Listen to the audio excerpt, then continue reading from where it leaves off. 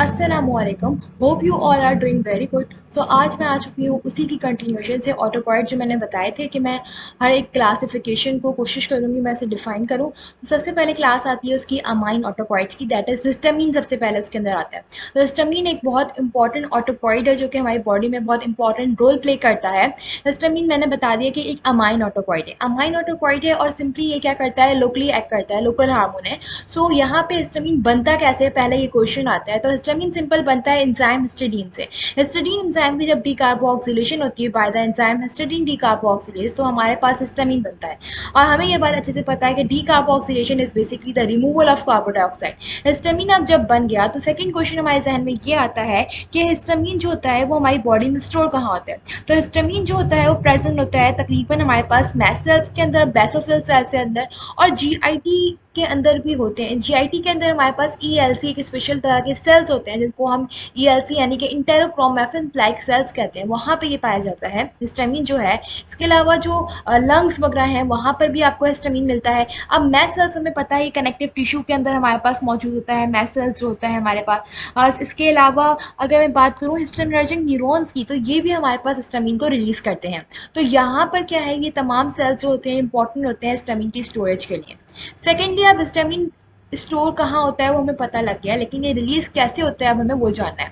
Histamine simply release इस तरीके से होता है कि मैंने ये बताया कि हिस्टामीन जो होता है वो यानी कि तकरीबन तमाम ऑटोकॉइड जो होते हैं वो एलर्जिक रिएक्शंस के अंदर, इन्फ्लेमेशन के अंदर हमारे पास बहुत इंपॉर्टेंट रोल प्ले करते हैं। तो हिस्टामीन भी इन्हीं में से एक है, एलर्जिक रिएक्शंस को कंट्रोल करने में इसका मेन हो। इसके अलावा वोमिटिंग रिफ्लक्स को कंट्रोल कर रहा होता है, और इसके अलावा इसकी स्लिप साइकिल को भी रेगुलेट कर रहा होता है। अब फॉर एग्जाम्पल मैं ऐसे इन्वायरमेंट में हूँ जहाँ पॉल्यूशन बहुत है, तो पॉल्यूशन एक वहाँ पर मौजूद है, तो वहाँ पर एलर्जेंस है, डस्ट है, पॉलन ग्रेन्स हैं, तो वो आएंगे मेरी बॉडी में इंटर होंगे, वो ऐसे एंटीजन काम करते हैं और मेरी बॉडी के अंदर मैस्ट सेल्स जो होती हैं उनके ऊपर आईजी एंटीबॉडी जो कि रिस्पॉन्सिबल होती है एलर्जिक रिएक्शन को कंट्रोल करने में। तो वहाँ पे जाके वो जाके लगेगा एंटीबॉडी के ऊपर, एंड देन जो है मैस्ट सेल जो होगा वो मैस्ट सेल जो है कॉम्प्लेक्स फॉर्म हो जाएगा हिस्टामीन के अंदर, हिस्टामीन का उसके अंदर, और वहाँ से हिस्टामीन रिलीज होगा। अब हिस्टामीन जब रिलीज हो गया है तो अब वो अपने स्पेसिफिक रिसेप्टर के ऊपर जाके लगेगा। हिस्टामीन के रिसेप्टर्स कितने होते हैं, कैसे होते हैं, वो सब मैं एक नई वीडियो बनाऊंगी, उसके अंदर हिस्टामीन का नया टॉपिक जो आएगा इसके बाद का वो रिसेप्टर्स के ऊपर ही होगा।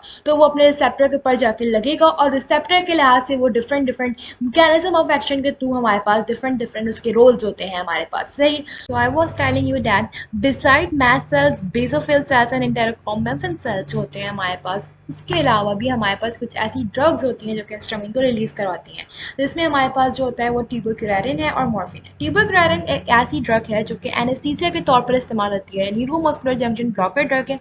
और ये जो ड्रग है ये हमारे पास मसल रिलैक्सेशन करती है, स्केलेटन मसल रिलैक्सेंट ड्रग भी कहलाती है। जो मॉर्फिन होती है, मॉर्फिन हमें पता है नार्कोसिस कॉज करती है, नार्कोटिक ड्रग है और हैबिचुएशन कॉज कर देती है, सिडेटिव है ना। और इसका जो डेरिवेटिव होता है वो हमें पता है कि डाईएसिटाइल मॉर्फिन, बेसिकली वो हमारे पास हीरोइन कहलाती है।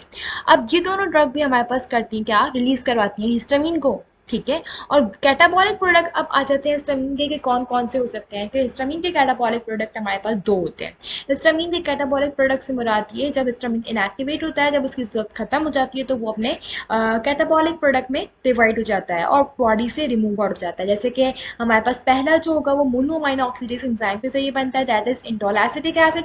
एंड सेकेंडली जो होता है वो मिथाइलेशन से बनता है, जो कि हमारे पास मिथाइल हिस्टामीन होता है। So hope you guys like this video. So do comment, share and subscribe my channel, and don't forget to share with your family members.